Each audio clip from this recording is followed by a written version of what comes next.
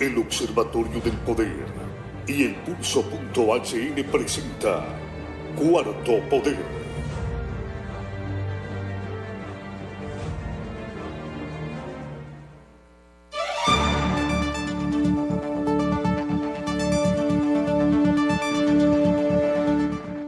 Buenas tardes, amigas y amigos, bienvenidos a esta emisión de Cuarto Poder. Esta tarde, la corrupción, un flagelo que azota a nuestra sociedad.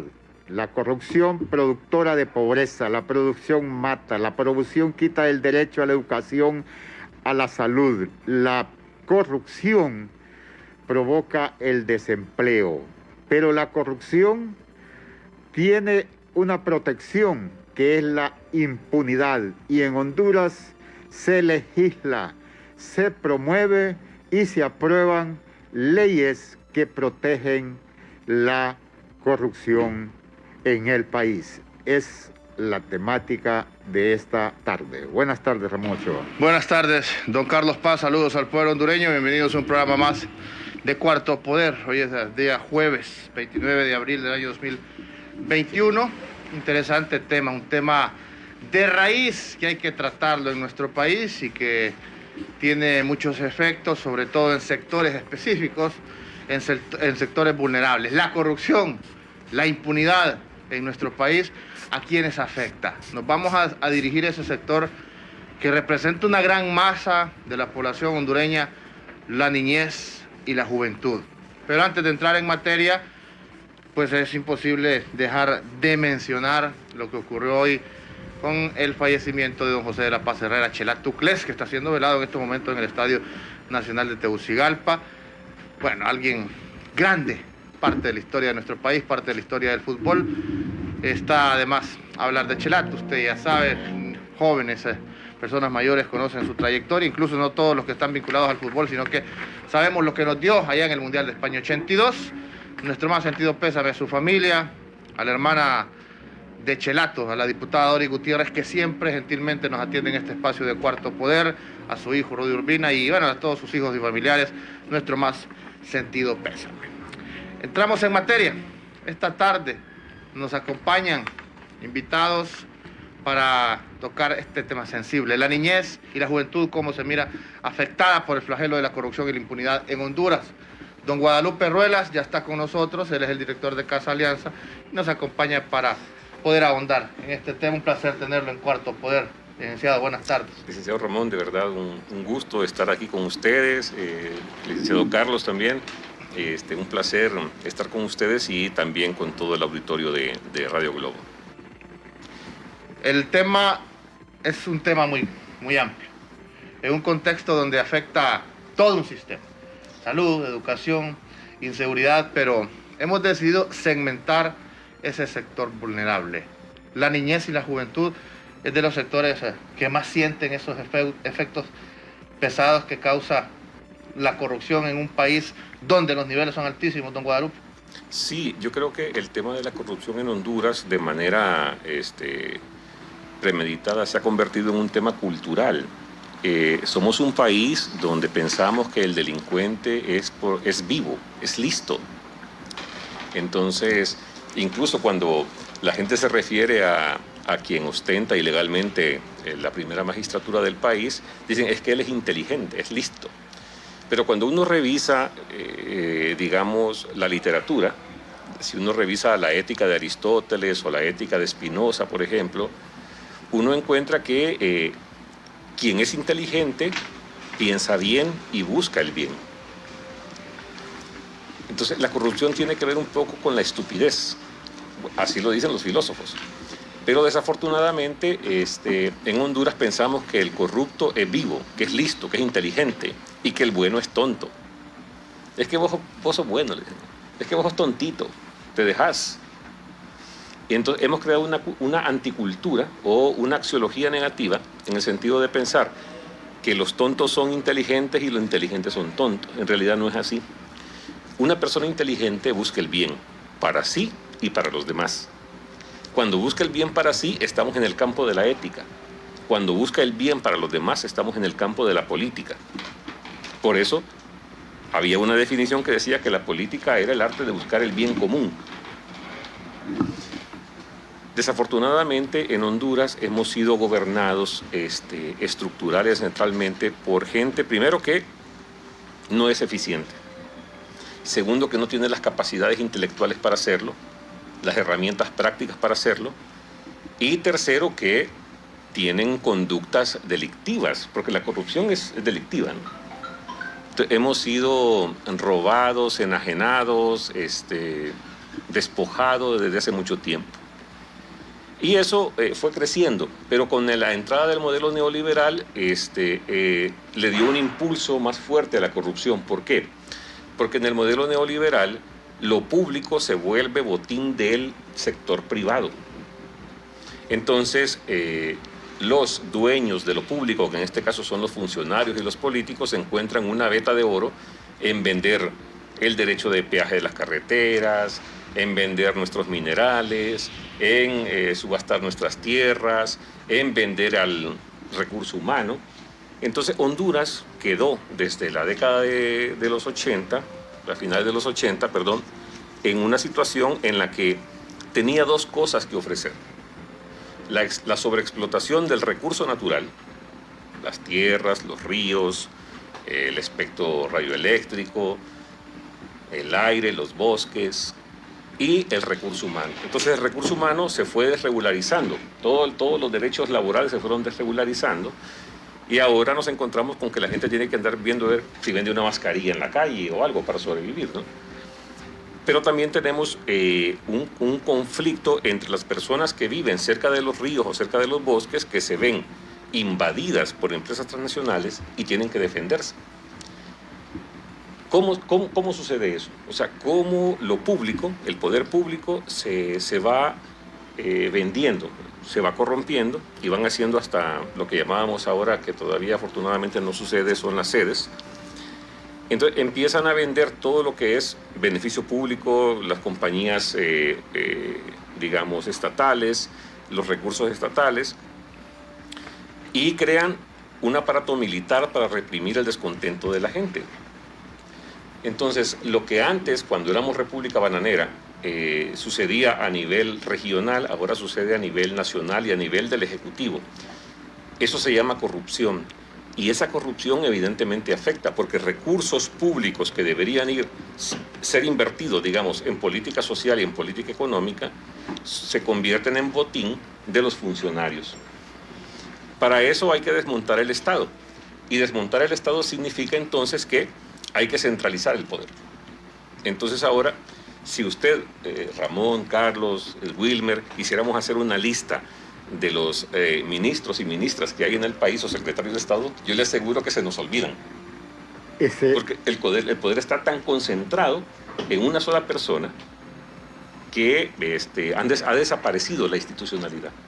Ese es lo más grave, estimados televidentes y oyentes de Cuarto Poder. Lo más grave es que la corrupción se ha convertido en un componente cultural de nuestra sociedad, pero hay quienes legislan, los que entonces promueven y fomentan la corrupción en el país. Para el niño, diríamos entonces que hay dos campos. El daño o el impacto material de los servicios, de los beneficios que debe de tener en la niñez en nuestro país, y ver al corrupto protegido por la impunidad legal, que es audaz, que es astuto y fácil ser funcionario para vivir de lujo. Le damos ya la bienvenida a Wilmer Vázquez. Reiteramos que el doctor Ruela es el director de Casa Alianza, una institución que atiende a niños de y en la calle, y el licenciado Wilmer Vázquez es el director ejecutivo de COIPRODEN. Así es. Buenas tardes, gracias por estar de Cuarto Poder. Buenas tardes, muchísimas gracias por la invitación y poder compartir aquí con ustedes un tema tan importante. Comentábamos daños e impacto que tiene la corrupción en la niñez, y el doctor Rueda hablaba de que lo grave es prácticamente se ha convertido en cultural, pero yo consideraba también que hay daños o impacto material para la niñez.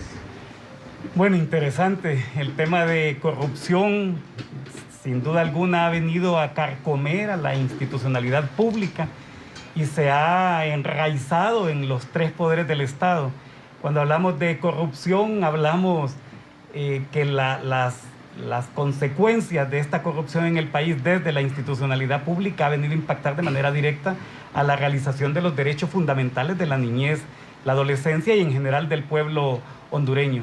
Hablar de corrupción es hablar de la falta de una educación de calidad en el país, de una verdadera inversión pública o focalización del presupuesto general de la República para generar las mejores condiciones en el sistema educativo a nivel nacional. Hablar de corrupción también es hablar del tema de acceso a salud integral a la que no tienen en este momento las niñas y niños en el país, la falta de medicamentos en los centros hospitalarios, en los centros de salud, la falta de médicos, la falta de los mismos centros de salud o incluso los que tienen médicos y tienen los centros de salud, pues muchas veces ha habido las denuncias y esto fue algo que lo vivimos con el desfalco del Seguro Social, pues han tenido acceso a medicamentos de yeso, de harina.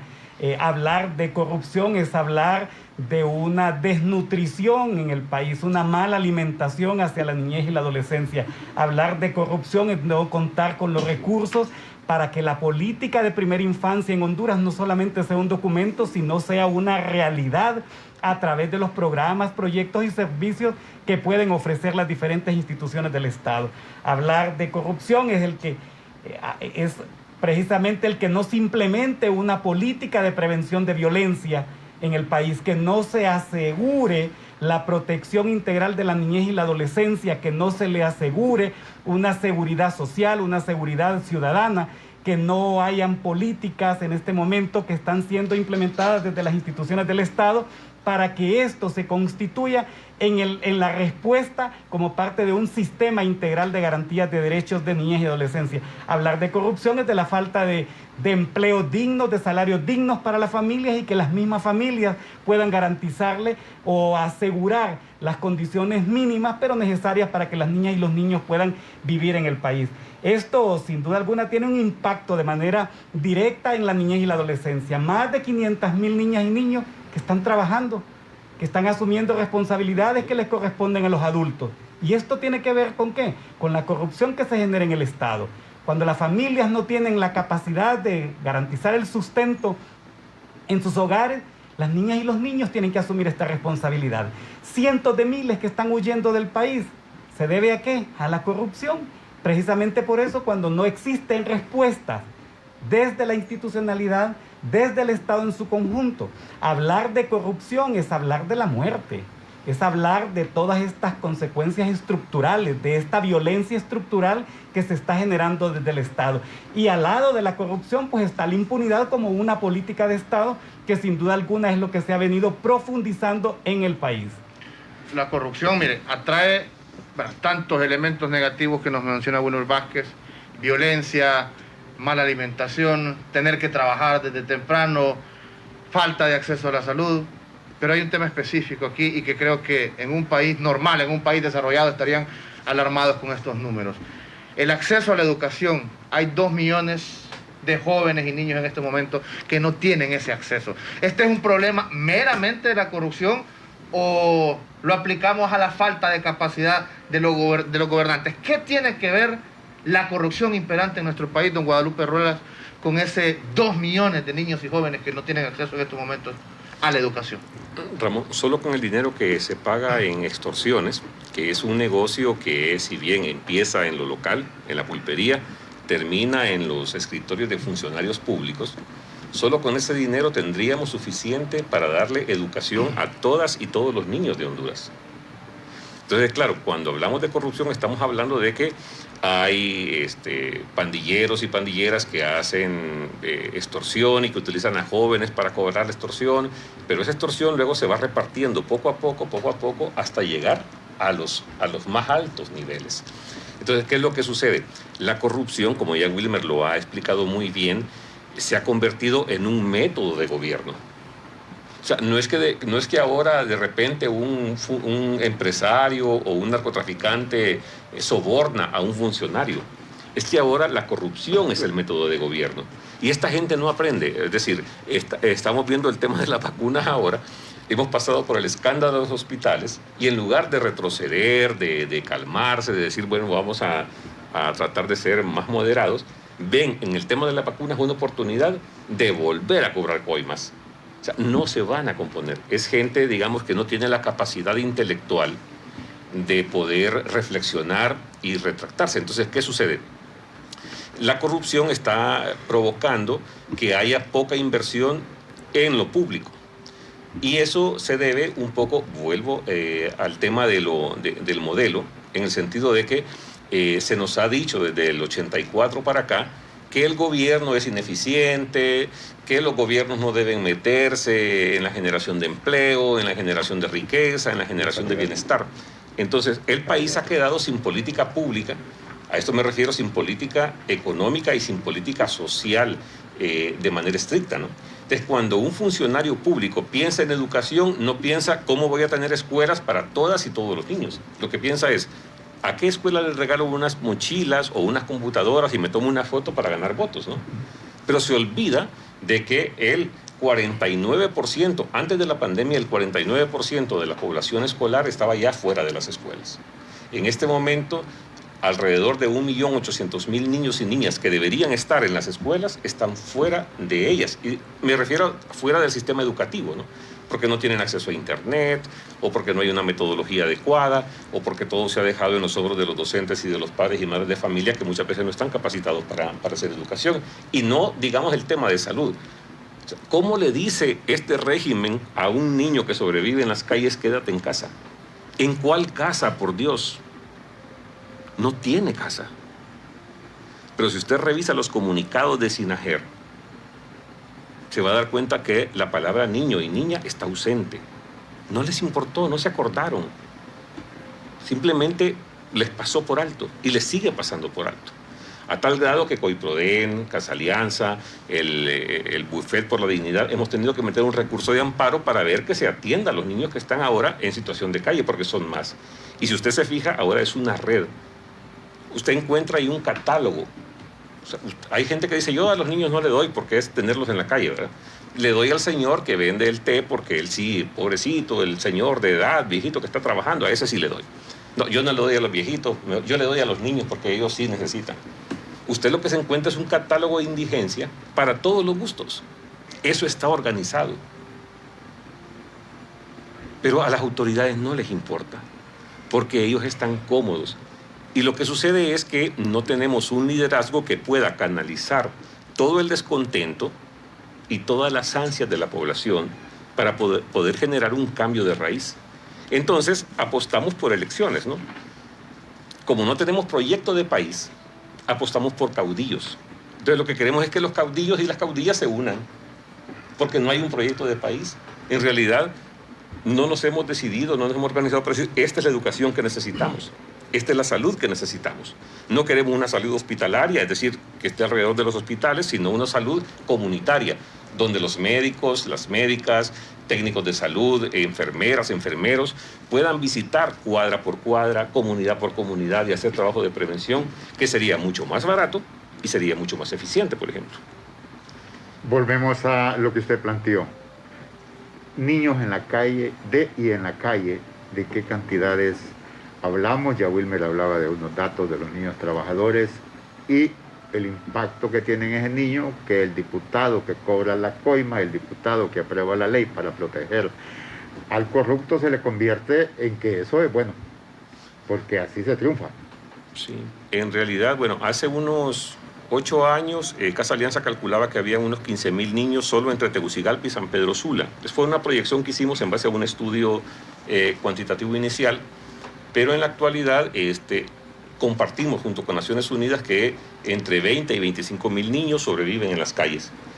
Pero los niños que se van del país son más ahora. Es decir, hay más niños migrando que niños en situación de calle.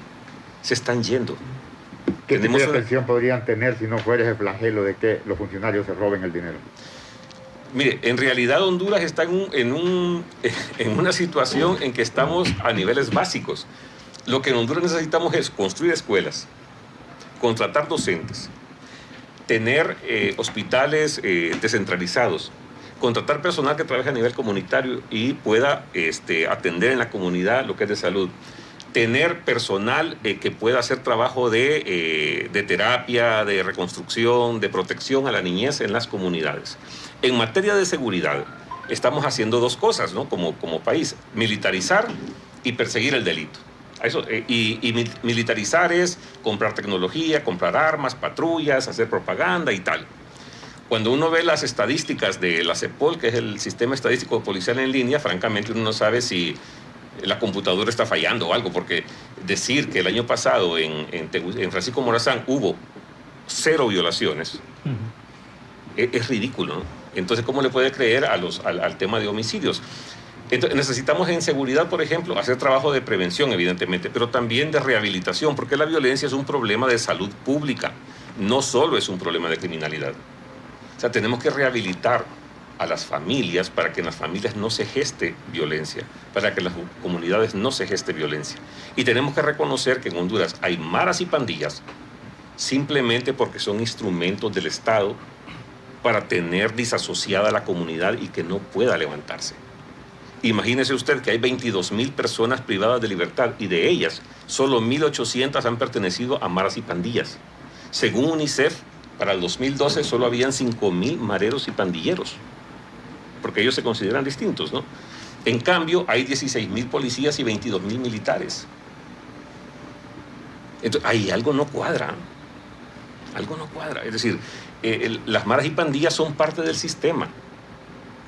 Uno puede decir, por ejemplo, cuando la gente, y perdón, lo digo con todo el respeto, cuando la gente se manifiesta buscando proteger el ambiente, que es gente que está contra el sistema. Pero cuando los transportistas, por ejemplo, se manifiestan, no están buscando luchar contra el sistema. Lo que están buscando son privilegios del sistema, que oxigenan el sistema. Y tenemos que ser conscientes de ello. Oxigenan un sistema que es corrupto. Entonces, mientras nosotros no podamos, como decía Descartes, René Descartes, cuando un problema es complejo hay que descomponerlo en partes más simples para resolverlo, ¿no? Entonces tenemos que empezar a decir las cosas como son. Cuando decimos pueblo, por ejemplo, ya de nuestro lado, ¿no? Cuando decimos pueblo, nosotros nos imaginamos a la gente más pobre. ¿Y quién es la gente que vota por el Partido Nacional? A ellos le llamamos pueblo. ¿A quién le llamamos ciudadanos o ciudadanas? Entonces, a la gente que vota, yo a veces vengo de la casa al trabajo y veo que hay gente de su vehículo y tira un bote de agua, tira bolsas. Yo digo, ¿cómo pueden hacer eso? O sea, este es tu país. Necesitamos generar una nueva conciencia, es decir, necesitamos lo que han hecho todas las sociedades que han salido adelante, que es entender cuál es su problema, formarse alrededor de él, organizarse frente a ese problema, planificar y lo que es más importante, trabajar contra ese problema o frente a ese problema. Nosotros hacemos el análisis, nos organizamos, pero luego nos dedicamos a reaccionar a la agenda del poder y olvidamos nuestra planificación y terminamos peleándonos entre nosotros. Mientras eso suceda, no vamos a ser un cuerpo fuerte frente a la corrupción. 25,000 niños en mendicidad, nos dice don Guadalupe.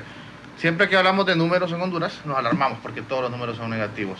Pero dice que son más los que huyen, los que se van de nuestro país. Maneja esos datos, don Wilber Vázquez, cuántos niños están yendo y específicamente ahora, después de la pandemia.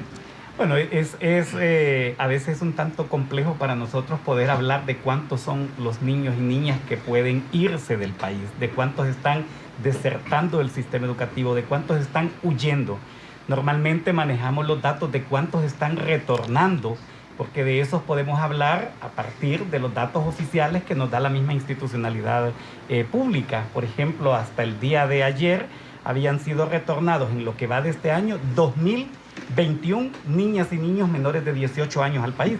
Estos son datos... En los 4 meses.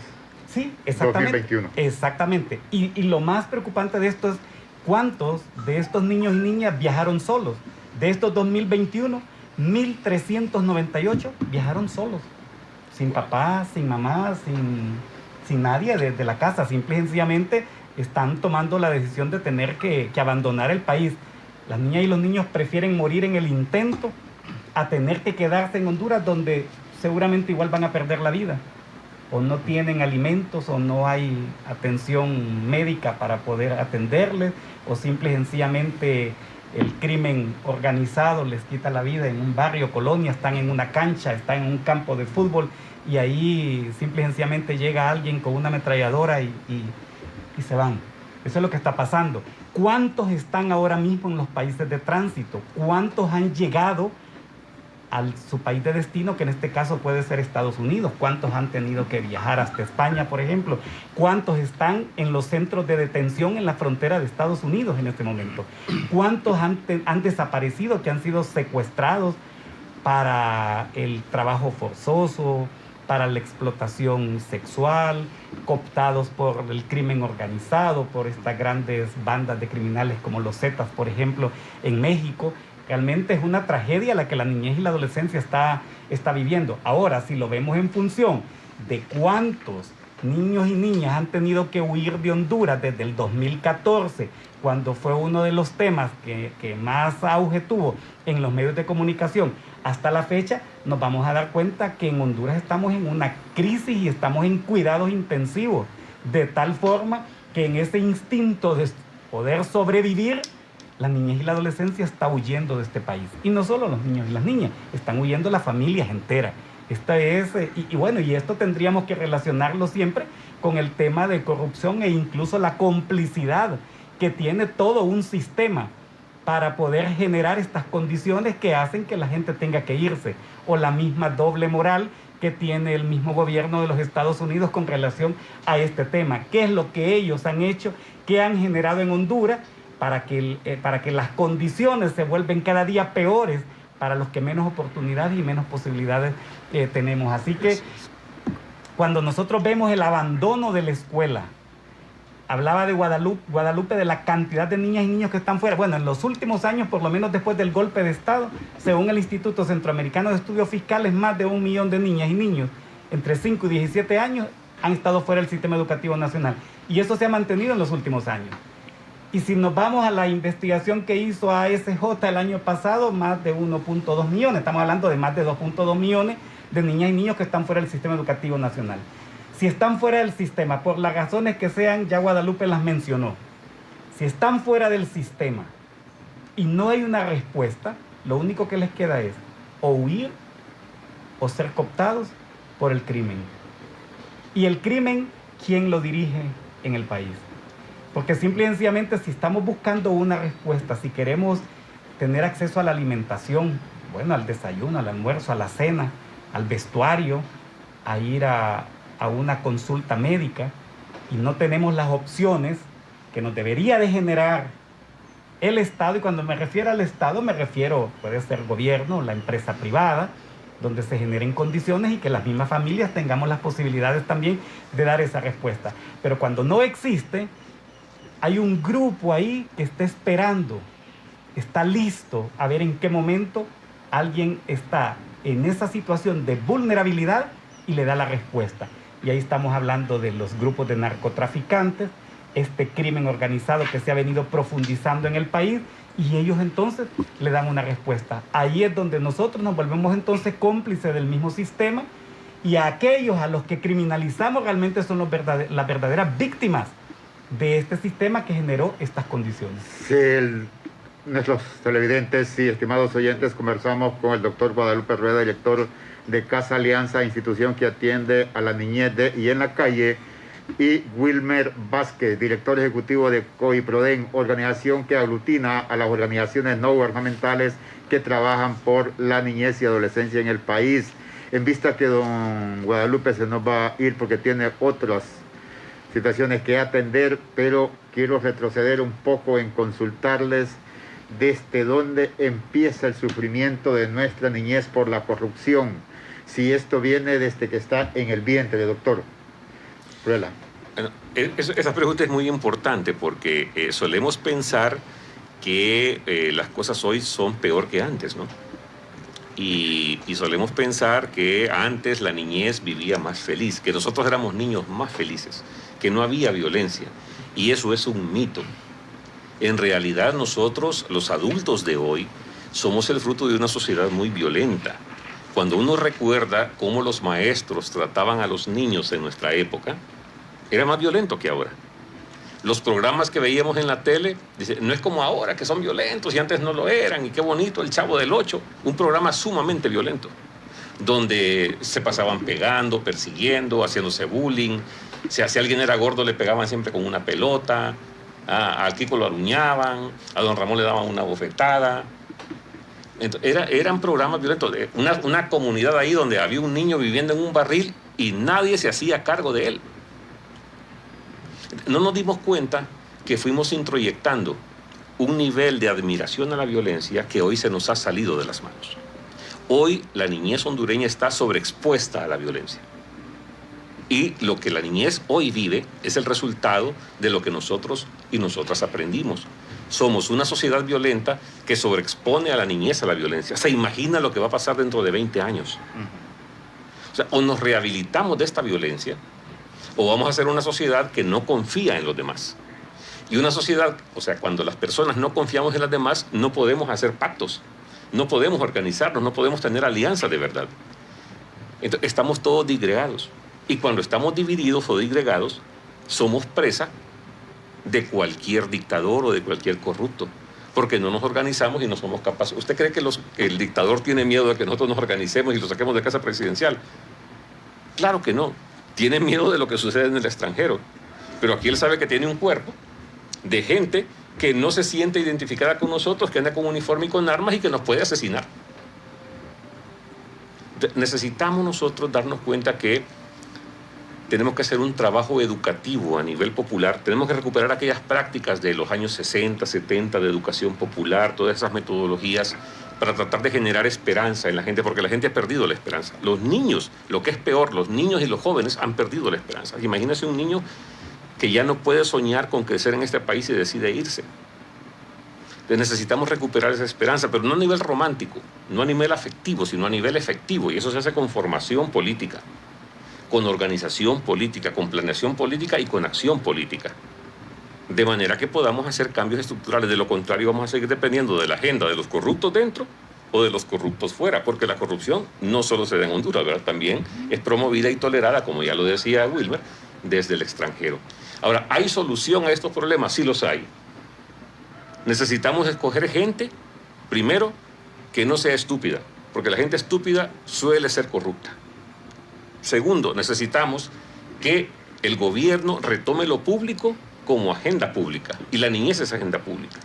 Tercero, que tengamos niveles de eficiencia, pero cuarto, que tengamos una sociedad menos disgregada, menos indiferente, más comprometida y más organizada. Hay muchas organizaciones en el país, pero no necesariamente estamos organizados, ¿verdad? Porque estamos atomizados, nos peleamos entre nosotras y nosotros en lugar de unirnos. Entonces yo apelo siempre de que hay esperanza, que hay soluciones y que siempre hay más soluciones que problemas. Es decir, es un tema aritmético. Ante un problema siempre hay más que una solución. Hacemos una brevísima pausa y le agradecemos al doctor Ruelas. Él se nos va a tener que retirar y continuaremos conversando con Wilmer Vázquez. Muchas gracias, doctor Ruelas, por su valiosa participación. Le recordamos a la población a nivel nacional que es importante abrir una cuenta de ahorro en Banco Atlántida. Ábrela desde tu celular, solo descarga Atlántida Móvil, selecciona el botón Activa tu banca digital, escanea tu identificación, tómate una selfie y selecciona crear una cuenta. Con tu cuenta Atlántida más fácil, disfrutas de los mejores beneficios. Descarga ya Atlántida Móvil digital donde estés. Banco Atlántida, imagina, cree, triunfa. Abrir una cuenta de ahorro en Banco Atlántida es más fácil. Tan fácil como descargar Atlántida Móvil en tu celular. Selecciona el botón Activa tu banca digital. Escanea tu identificación. Tómate una selfie. Completa y firma la solicitud para recibir los mejores beneficios. Descarga hoy Atlántida Móvil y abre tu cuenta. Digital donde estés. Banco Atlántida. Imagina, cree, triunfa.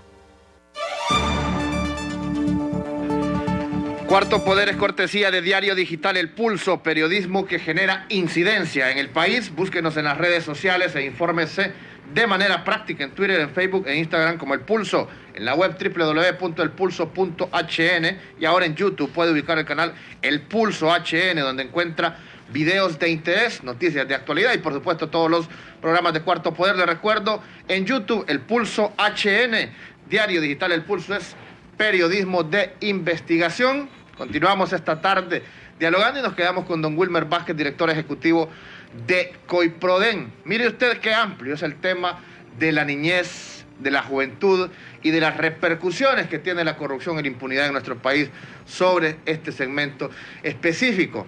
Ahora, ya hablamos de todo eso negativo que afecta a Wilmer, pero el futuro, ¿qué va a pasar?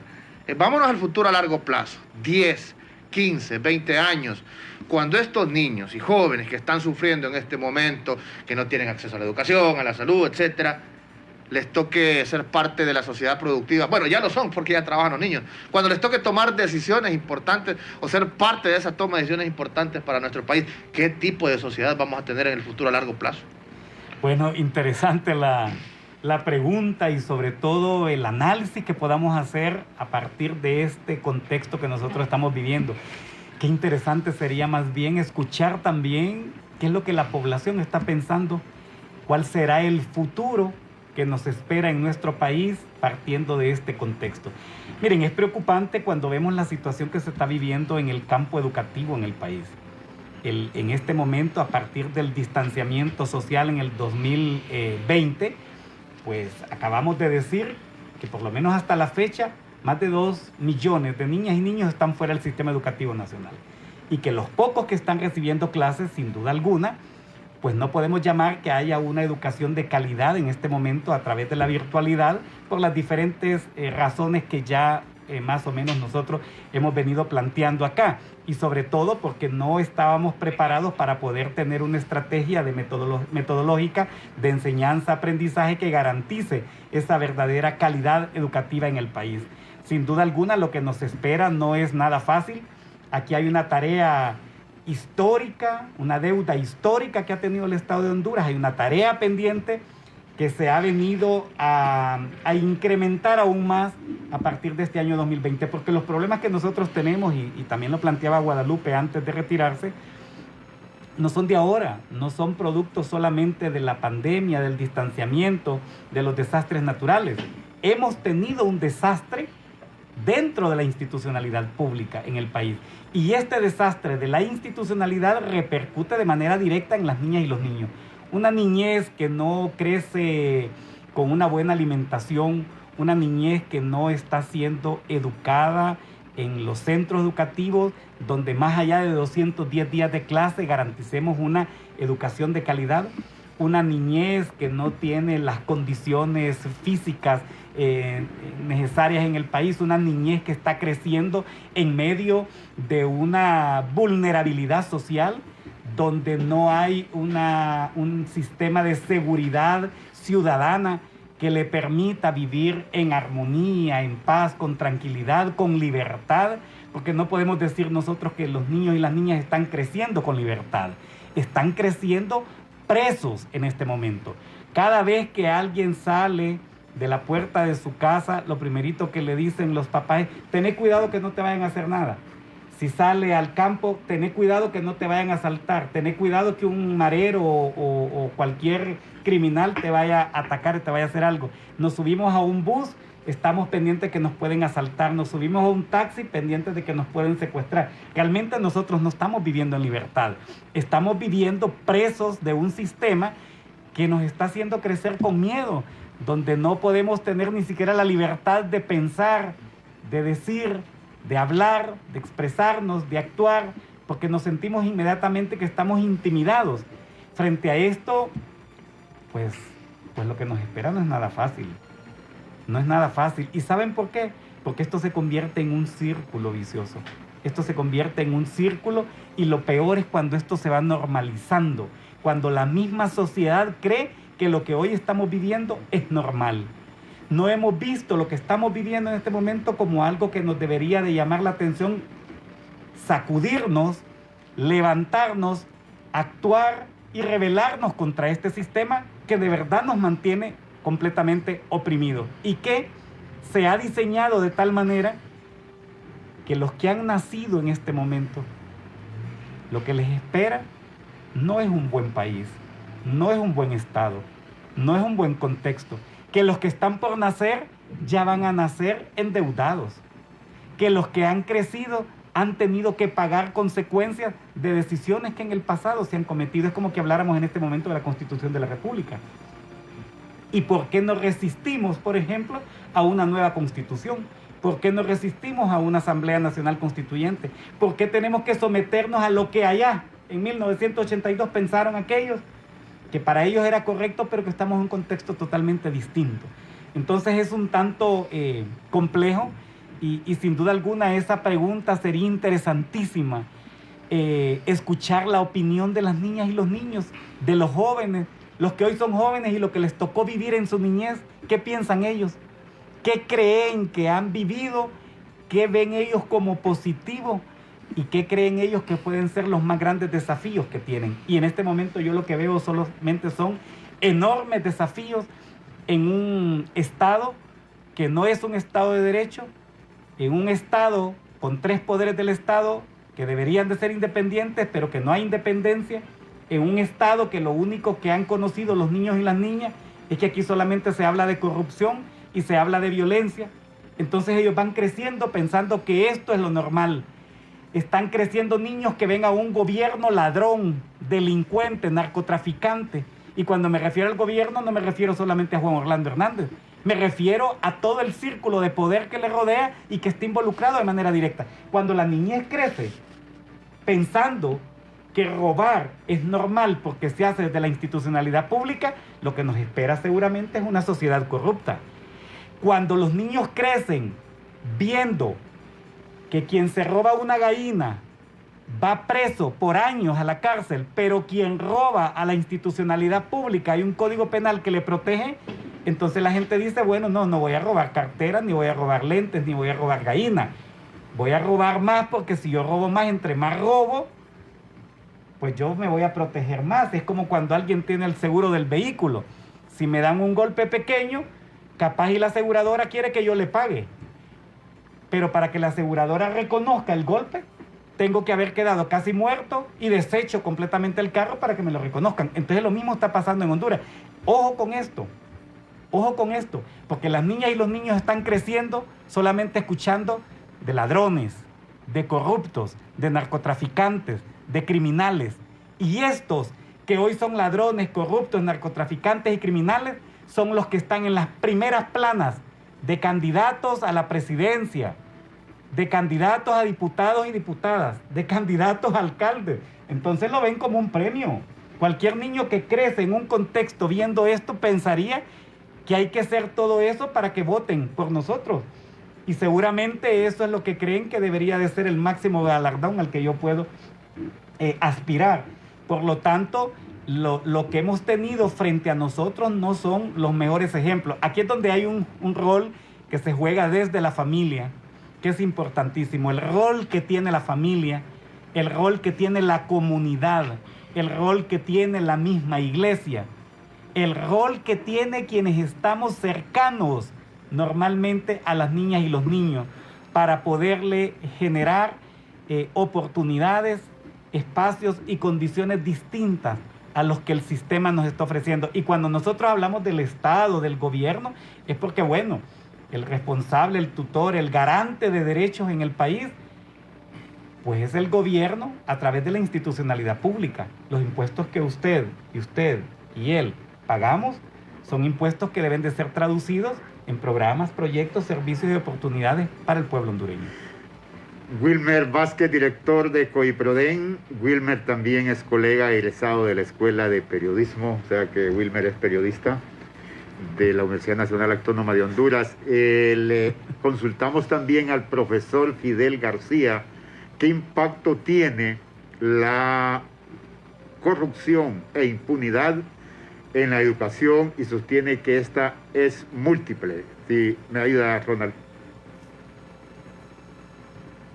Bueno, la corrupción tiene muchas aristas y el impacto es multilateral. Todos los sectores del país se impactan con la corrupción. En el caso de la niñez es un impacto directo, es un impacto inmediato, de manera inmediata y a largo plazo también, porque cuando se deja de atender la educación del país, cuando se deja de atender la niñez, definitivamente las consecuencias las sufrimos como pueblo. Cuando miramos que hay más mendicidad, que hay más pobreza en los hondureños, la corrupción mata, la corrupción asesina al pueblo hondureño y también convierte a ciudadanos verdaderamente con graves problemas de pobreza. ¿Cuántas aulas o cuántos profesores podrían contratar con el dinero que invierten? Bueno, con todo lo que hay actos de corrupción, Honduras tendría el mejor sistema educativo, el mejor sistema de salud de Latinoamérica. Con todo lo que se han robado tendríamos calles pavimentadas en todo el territorio nacional. Con todo lo que se ha saqueado y se ha robado en actos de corrupción, definitivamente ya tendríamos nosotros un país diferente. Pero no es así. La corrupción nos sigue jorobando, nos sigue negando el derecho a la educación y a la salud al pueblo hondureño. Llego a consultarle una nueva comisión interventora para el INPREMA. Bueno, esto solo llega a hacer las del gato, a tapar la corrupción, a tapar toda la sociedad. La salida no es una nueva comisión interventora, la salida es respeto a la ley con convocar de manera urgente a un nuevo concurso para elegir a los 3 especialistas. Esto tiene mucha relación con lo aprobado en el Congreso Nacional. El gobierno y el Congreso Nacional no están jugando a otra cosa más que arrebatarnos los fondos de los institutos de previsión. Hay que ver esto, la relación íntima que tienen. No son casos aislados y van por los fondos de todos los institutos de previsión públicos del país. Muchas gracias. Escuchábamos al profesor Fidel García, presidente del Colegio Empresarial de Educación Media, COPEN. Queremos relacionarlo, la parte de lo que causa la corrupción y cómo ahuyenta la inversión, y eso afecta a la juventud, a la adolescente que pierde la oportunidad de continuar sus estudios, y eso también se convierte en desempleo. Bueno, interesante. A veces a mí me llama mucho la atención cuando las personas, por ejemplo, decimos que estamos en un estado fallido. Y cuando hablamos de un estado fallido, entonces uno dice, bueno, es porque no está funcionando absolutamente nada. Sin embargo, miren ustedes qué interesante. Un estado fallido para nosotros, la mayoría, pero no es un estado fallido para quienes nos gobiernan. No es un estado fallido para quienes toman las decisiones. No es un estado fallido para los grupos económicos de poder en el país. No es un estado fallido para los gringos y para los países que tienen un control absoluto sobre nuestro estado. Para ellos esto es un estado funcional. ¿Y por qué menciono esto? Bueno, precisamente cuando hablamos de la inversión. Es interesante porque la situación en la cual nos mantienen a nosotros es la que le ha dado oportunidades a otros intereses que van mucho más allá de nuestras fronteras. Y nos preguntamos, ¿por qué será que están teniendo nosotros en el país un gobierno corrupto y criminal se sostiene? ¿Por qué no ha pasado nada? ¿Por qué se sostiene por la fuerza de las armas? ¿Por qué se sostiene por los empresarios? ¿Por qué se sostiene por los mismos intereses de los Estados Unidos de Norteamérica? ¿Por qué a pesar de un fraude electoral salió la coronel Fulton diciendo que Juan Orlando Hernández había sido la persona que había ganado por voluntad del pueblo la presidencia de la República? ¿Por qué a pesar de todas las denuncias que tenemos en este momento se mantienen? ¿Acaso no nos llama la atención esto, que esto es parte de un negocio? Si esto no fuera un negocio, si esto no representara intereses económicos, geopolíticos, pues tampoco estaría entonces Juan Orlando Hernández en el poder en este momento. ¿Por qué Donald Trump lo ha mantenido por tanto tiempo? ¿Por qué a pesar de todas estas denuncias en la Corte de Nueva York no hay absolutamente nada que se levante en contra de Juan Orlando Hernández? No solamente porque todavía tiene el cargo de presidente, es porque simple y sencillamente sigue siendo una pieza clave y útil para los intereses que se mueven, geopolíticos. Recordemos que el interés que pueden tener otros países sobre nosotros no es porque nosotros seamos santo de su devoción o porque les interesemos como pueblo. Les interesa la posición geográfica de Honduras, Océano Atlántico, Océano Pacífico, una de las 4 bases aéreas más grandes de los Estados Unidos, Palmerola, el centro de América, donde nosotros podemos atacar también a Suramérica, donde podemos tener muchísimos intereses, recursos naturales, la explotación del bosque, la explotación de los ríos, la explotación de las minas, ahora las ciudades modelo. O sea, tenemos una riqueza natural que sin duda alguna es lo que representa el interés para muchos países, pero no necesariamente el pueblo hondureño. Entonces, cuando nosotros pensamos si la inversión se va de este país porque no se generan las mejores condiciones, bueno, sí, hay inversión que se va del país, hay inversión que no llega al país por el asalto a mano armada que muchas veces tenemos acá desde una de las instituciones del Estado que cobra los impuestos y de la manera en que se cobran los impuestos, porque a unos se les dispensa, pero a otros, entre comillas, se les cobran impuestos que más que impuestos es un asalto precisamente para que a través de las concesiones se puedan garantizar bajo la mesa intereses económicos para satisfacer los intereses personales, pero no del pueblo hondureño. Entonces aquí estamos en una situación bastante compleja porque aquí sí es un terreno fértil para muchos intereses económicos, para mucha inversión extranjera que puede estar en nuestro país, pero puede alejar a algunos pocos, sin duda alguna. Y esto representa siempre un retroceso para generar mejores condiciones de vida para el pueblo hondureño. Wilmer, para cerrar, en la parte política, estamos en un año electoral, hay varias propuestas, 14 partidos políticos. ¿Ha visualizado usted, y le consulto desde su punto de vista objetivo, como defensor de los derechos de la niñez y la juventud, usted ya es político ahora, va aspirando a un cargo de elección popular por el Partido Libre, pero quiero consultarle en esa parte objetiva. ¿Ha visualizado planes para mejorar las políticas públicas, propuestas de campaña en estos momentos por parte de los candidatos con más posibilidades para destinar esas políticas públicas a generar oportunidades para los niños y los jóvenes? Me refiero a doña Xiomara Castro, yo no he escuchado un plan. Me refiero a Nasri Aspura, mucho menos lo he escuchado. Tampoco en Yani, menos en Salvador Narrala, que lo que hace Narrala es decir que es el hombre más preparado, pero no escuchamos planes consecuentes. Le consulto y con eso cerramos y le agradecemos su participación, Wilmer. Mire, voy a ser muy honesto, y cuando he tenido la oportunidad de acercarme al pueblo, he tratado de ser lo más transparente que puedo. Y prefiero perder las elecciones, pero que me recuerden por haber dicho la verdad y no a alguien que le mintió al pueblo hondureño.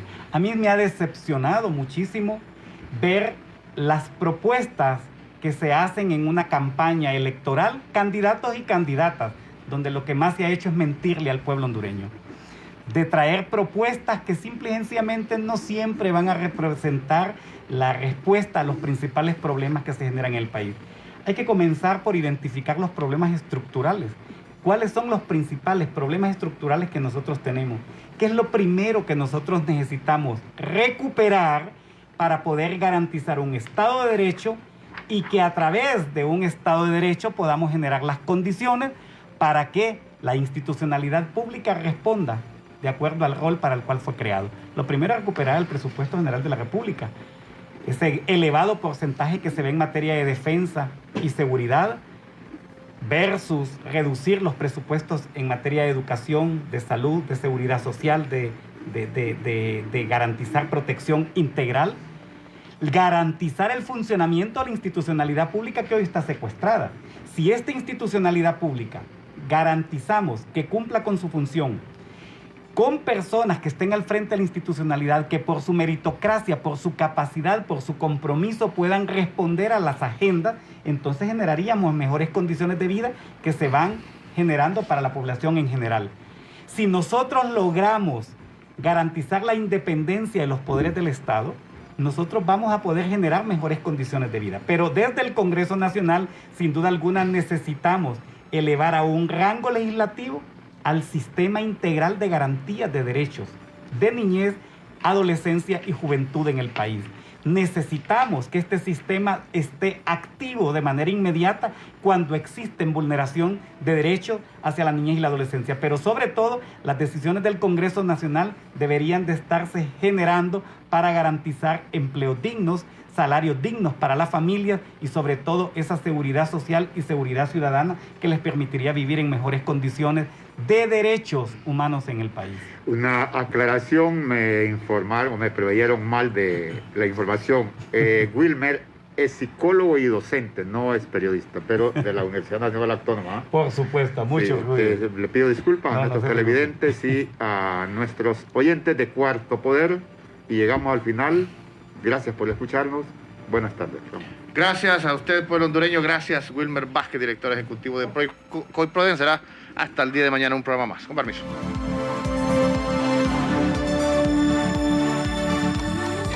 Abrir una cuenta de ahorro en Banco Atlántida es más fácil. Tan fácil como descargar Atlántida Móvil en tu celular. Selecciona el botón Activa tu banca digital. Escanea tu identificación. Tómate una selfie. Completa y firma la solicitud para recibir los mejores beneficios. Descarga hoy Atlántida Móvil y abre tu cuenta. Digital donde estés. Banco Atlántida. Imagina, cree, triunfa. El Observatorio del Poder y el Pulso.hn presentó Cuarto Poder.